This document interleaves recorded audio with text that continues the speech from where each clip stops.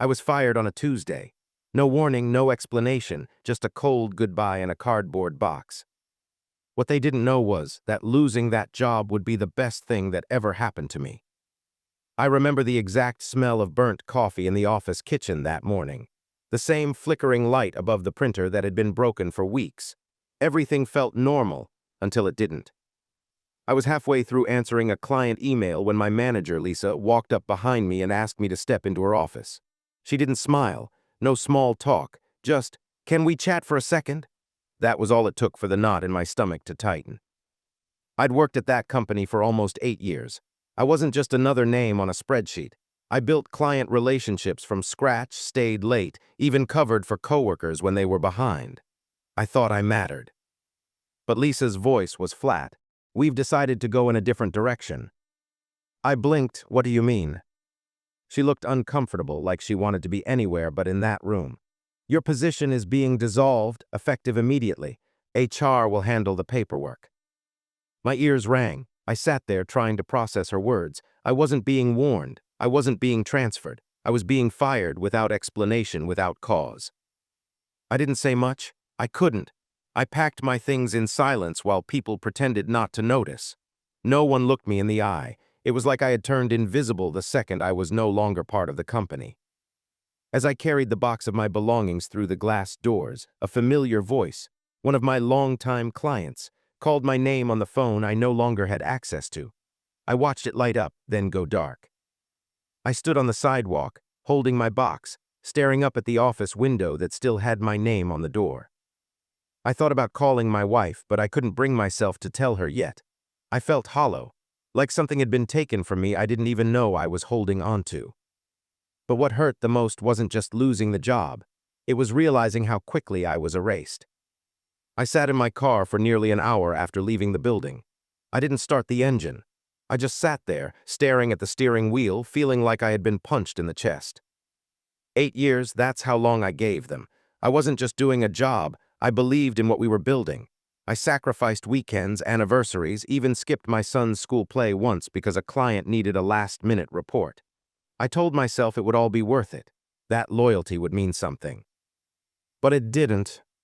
There was no thank you, no chance to explain, not even a proper goodbye, just a cold decision made behind closed doors. And that was it. I was disposable, swapped out like a faulty part in a machine I helped build. I kept thinking back to the clients I had worked with, the deals I saved at the last minute, the late-night calls to reassure them, the trust I built over years. Would they even notice I was gone? Or would someone else slide in, take my place, and pretend like none of it mattered? The anger started creeping in slowly.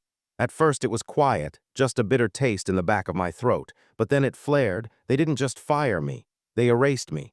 Like my time there had meant nothing, like I had been naive to believe I was part of something bigger. I drove home in a daze, gripping the wheel so tightly my knuckles turned white. I couldn't stop replaying Lisa's voice in my head. "We've decided to go in a different direction." Like I was just a wrong turn. My house looked the same when I pulled into the driveway. Familiar, safe, but I felt like a stranger walking through the door. My wife greeted me with a smile, expecting a normal evening. I stood in the hallway, unsure how to tell her. How do you explain to someone that everything you built was just taken from you like it never mattered? I looked at her and my voice cracked. "I lost my job." Her smile faded the moment I said it. "What?" she asked, her voice quiet, cautious. I could see her trying to understand, trying not to panic. She stepped closer, searching my face like maybe she'd misheard me. "I got fired," I repeated more slowly this time. "Today." For a few seconds she didn't say anything. Then she reached for my hand. "Sit down," she said gently. We sat on the edge of the couch and I told her everything. The meeting, the cold delivery, the way they just let me walk out the door like I was nothing. I kept my voice steady, but inside I was unraveling. She listened without interrupting. No judgment, no blame, just her hand resting on mine, holding tight. But I saw the worry flicker in her eyes, the kind of fear that doesn't need words. "I don't know what we're going to do," I admitted, the words catching in my throat.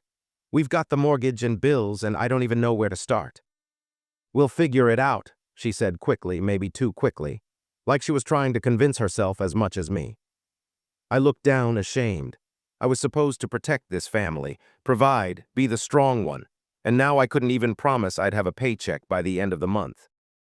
"What if I don't find anything?" I whispered. She didn't answer right away. Then she leaned in and kissed my forehead. "Then we'll still be okay, because you're not alone in this." That broke something in me. I didn't realize how much I needed to hear those words until she said them. I'd been bracing for disappointment, maybe even anger, but all she gave me was love. Later that night, after the kids were asleep, we sat in silence. I stared at my phone, wondering if any of my clients had reached out, wondering if they even knew. None had. It was just me, sitting in the quiet, with a family that believed in me more than I believed in myself. The next few days were a blur. I updated my resume, started sending out job applications, even called a few old contacts. I tried to stay busy because slowing down meant thinking, and thinking meant feeling, and I didn't want to feel any more than I already had. Every morning I got up, got dressed like I still had somewhere to be, and sat at the kitchen table with my laptop. It felt pointless, like pretending I still mattered to the world outside our walls. The worst part was the silence. Not a single email or call from the company, not from Lisa, not from HR, not even a generic best wishes from someone I used to eat lunch with every day. And none of my clients reached out either, not one. It started to sink in. Maybe I really was replaceable. Maybe all that time I spent building relationships, staying late, fixing problems. It was just my job, nothing more, nothing special. That thought hit me harder than I expected. I started second-guessing everything. Maybe I'd been too slow with certain tasks. Maybe I should have pushed harder, made myself more visible. Maybe I just wasn't good enough. At night, I stared at the ceiling, wondering what people at the office were saying about me, if they were saying anything at all. I imagined someone else sitting at my desk, using my notes, calling my clients. And I hated that it hurt so much. My wife tried to keep my spirits up. She encouraged me, reminded me of all I'd accomplished. But I couldn't shake the feeling that maybe I was just one more name on a long list. Easy to forget, easy to replace. One afternoon, after another rejection email, I closed my laptop and just sat there, staring, numb. That's when the thought came, quiet but persistent. What if they were right to let me go? I didn't say it out loud, but it stayed with me. I needed something, anything, to prove that I still had worth.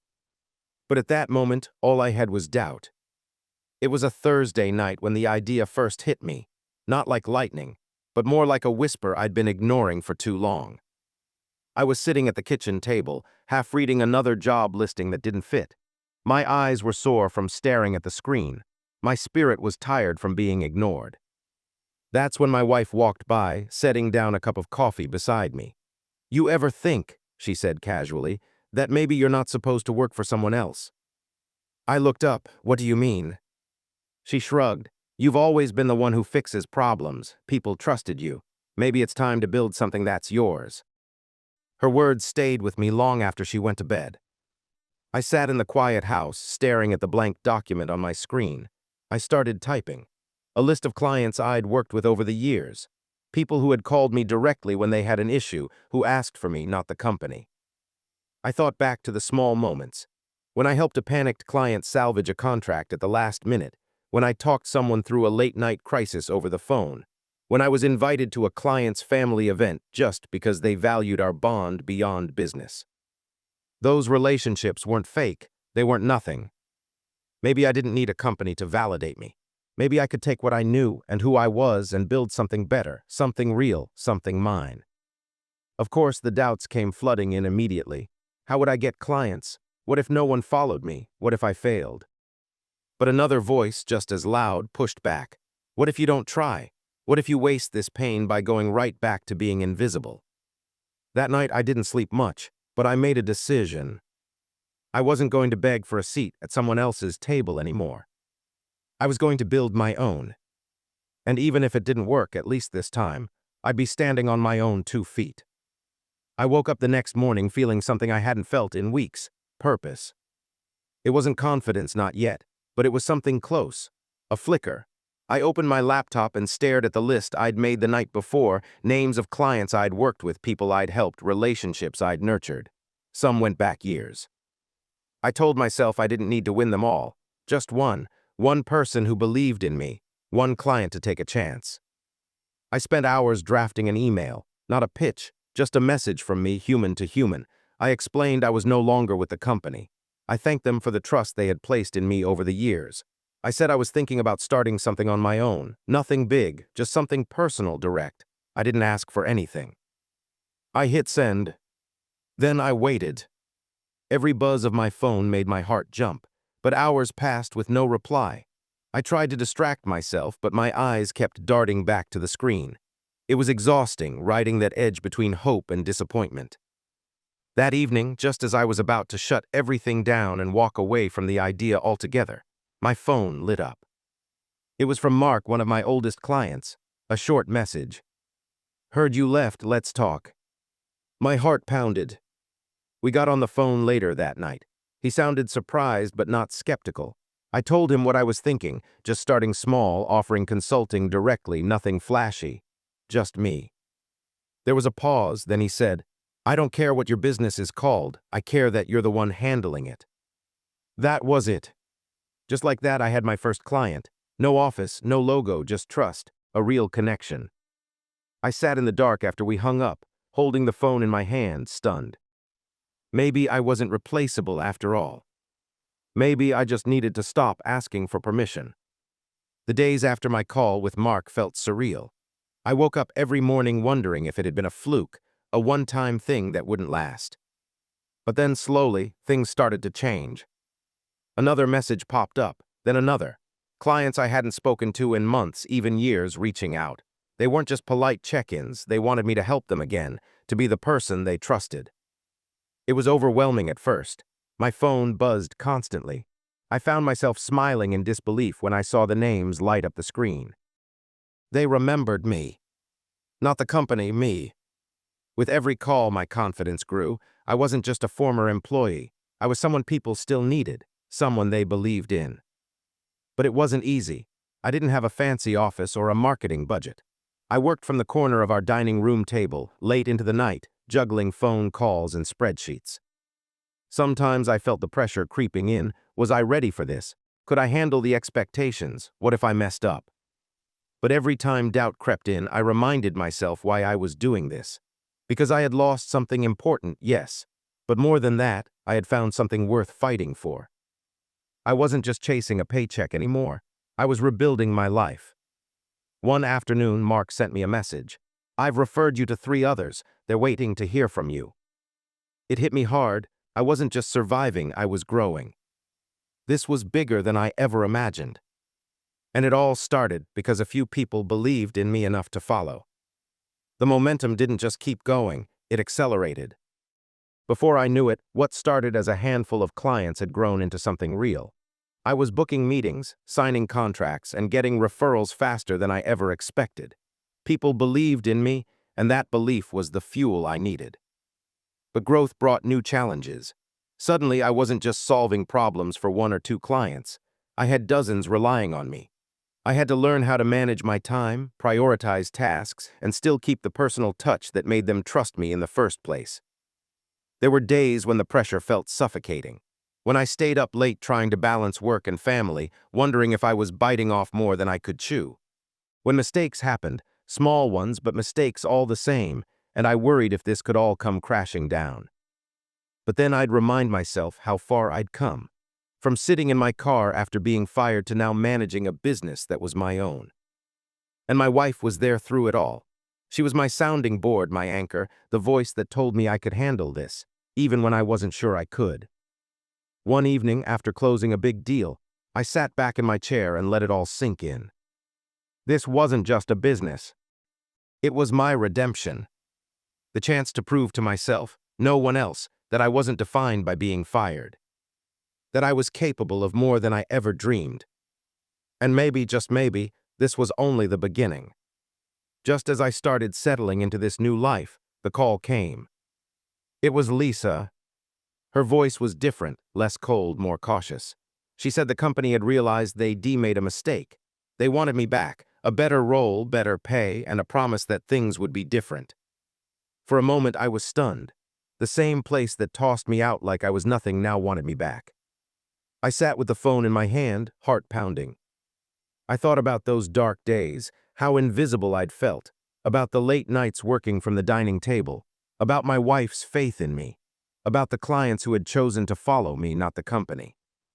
I realized something important. I wasn't just the person they wanted to replace. I was the person who had taken control of his own story. And I owed it to myself to keep moving forward. I thanked Lisa but told her no.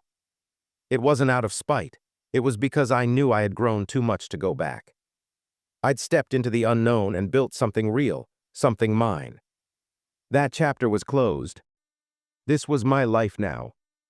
Looking back now, it's hard to believe how close I came to losing everything.